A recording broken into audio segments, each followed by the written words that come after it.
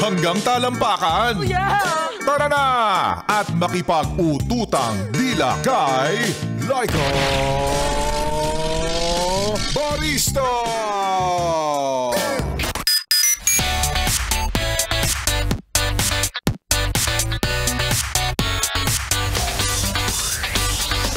Kaway-kaway para sa mga bansang sisiw na naman ng eksena sa mga oras na ito.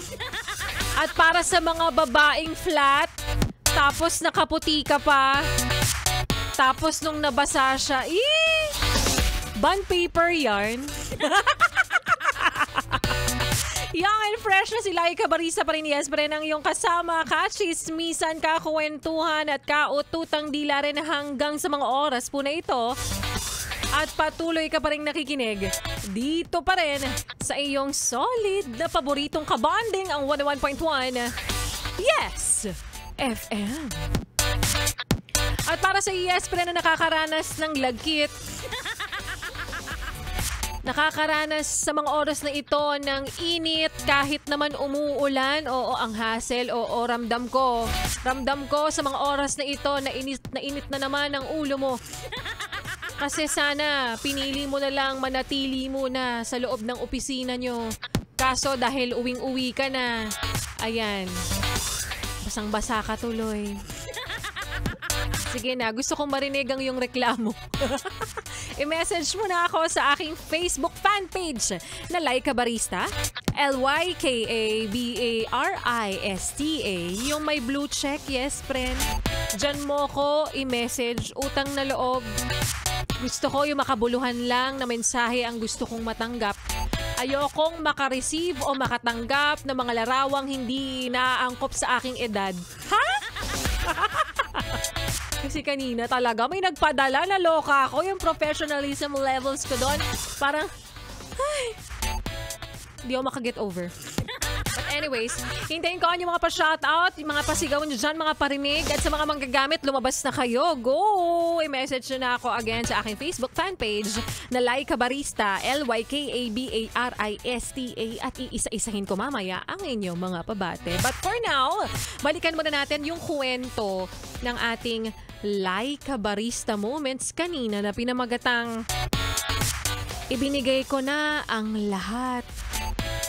Pero hindi pa rin naging sapat. Ganun naman talaga yon.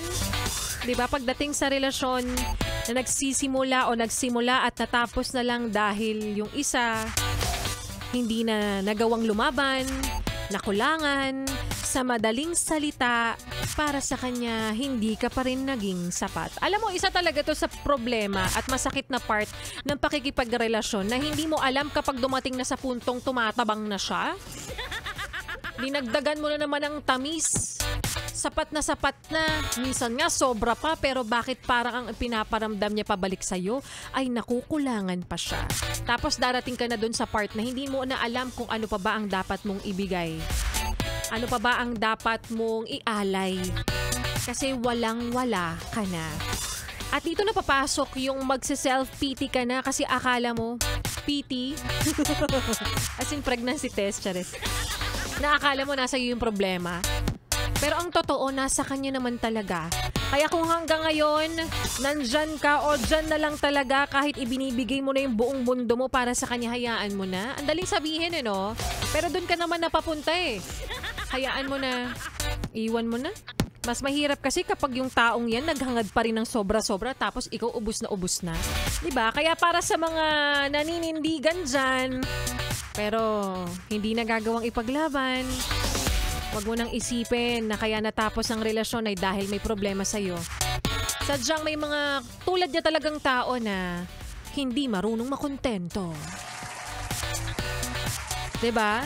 Kaya nga ang paalala ni Laika Barista sa inyo at para sa iyo na rin, yes friend, lahat ng iyong nararanasan ay parte ng iyong pananatili sa mundong ibabaw. Dahil lagi kong sinasabi, habang may buhay, may pinagdaraanan ka. Parte yan ng iyong pananatili at pakikisalamuha, pakikipaglaban, pakikipagsapalaran sa mga taong iyong laging nakakasalubong, nakakadaupang palad. Parte yan. Dahil habang may buhay, may pinagdaraanan pagsubok. Again, hindi ka ngayon nasa kinatatayuan mo kung hindi mo nagagawang lampasan ang mga pagsubok na iyong pinagdaraanan. Dahil habang may buhay, may Pilipinas. Pilipinas, napakadaming tao sa buong mundo na pwede mong makatagpo at pwede mong makausap para sabihin ang iyong nararamdamang problema. Pero wala silang pake kasi may problema din sila. Anong sinasabi mo? Ay nako, kopya. Kopyang kopya. Heto na nga, isa-isay na natin yung mga yes friend nating nag-message ngayon sa aking Facebook fanpage. Labas na mga manggagamit. JR Iponla, pabati naman po kay Tol Mark Kapinig. Wet na po ang katawan kahit nag-uulan dahil walang aircon. Kala ko naman nabasa kasi sa ulan. Nasa biyahe po kami ngayon, ma'am. Nakikinig sa inyong istasyon. Maraming salamat and happy listening din sa inyo. And ilan pa sa mga yes friend natin bago yung mga pangalan na nababasa ko ngayon eh. Hello po DJ Laika, good afternoon. Pabati po sa group naming sa Blaze Warriors Grab 24/7 solid na palaging nakatune in sa Yes FM. Grabe ang traffic po sa EDSA at napakalakas ng ulan. Pabati kay President Jojo Felix, Roan, Aaron, Randy, Rossini, Mike Harold, thank you and God bless. Ang dami namang pinabate, kala mo may lagay. Batiin din natin si Corulio. Sabi niya rito, pabati po pa shoutout sa JNJN Garment. Sana maka-move on na ako. Ilan pa sa mga yes friend natin na nagpapabati ngayon? Hunter Silva, ma'am pa shoutout naman. I miss you, boss babe. Sabi niya, ay ang ganda namang endearment nun. Boss babe. Benigno Jr., rain or shine, always nakasune in ang Extreme Colors. Pa-shoutout naman man Laika Barista. Birthday ko po ngayon. Happiest birthday. Solid na kikinig sa Yes FM. Happy birthday, Benigno ang lagay. Puro pabati lang ba? Baka naman may natira ka dyang handa at ipadala mo na. Ivan Guevara. Hi po Miss Laika Barista, pa shoutout naman dyan listening while driving in the rain. Solid Yes FM 101.1. Ang daming nakikinig, no? Sa madaling salita, ang daming manggagamit, no? Renante Ampera, Chris Rebellion de Cepida, John Anthony Agnes Palaran. Hi po, pabati sa asawa kong masipag na si Alma. Yan. Ilan pa sa mga yes pa rin natin, mga bagong pangalan to mga to, yung mga nasa biyahe siguro to. Yung mga nasa loob ng bus dyan, happy listening sa inyo.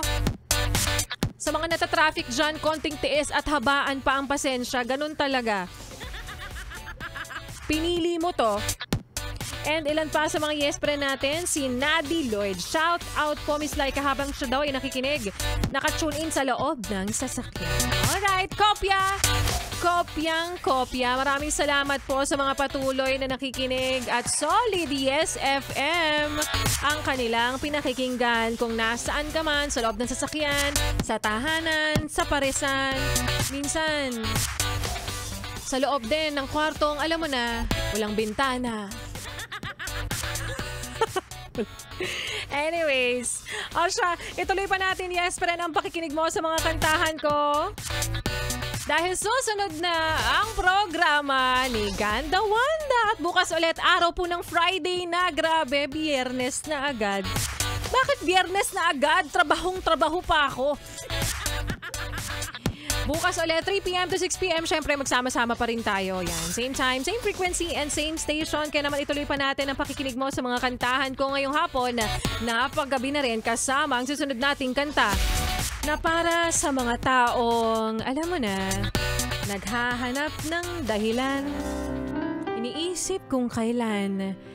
Ay, bakit ba kasi ang hirap-hirap paniwalaan na sinasabi mong ako lang pero bakit hindi mo na naman ako nire-replyan. Kaya naman here's kailan. Dito pa rin sa iyong solid na paboritong kabanding ang 101.1 Yes FM.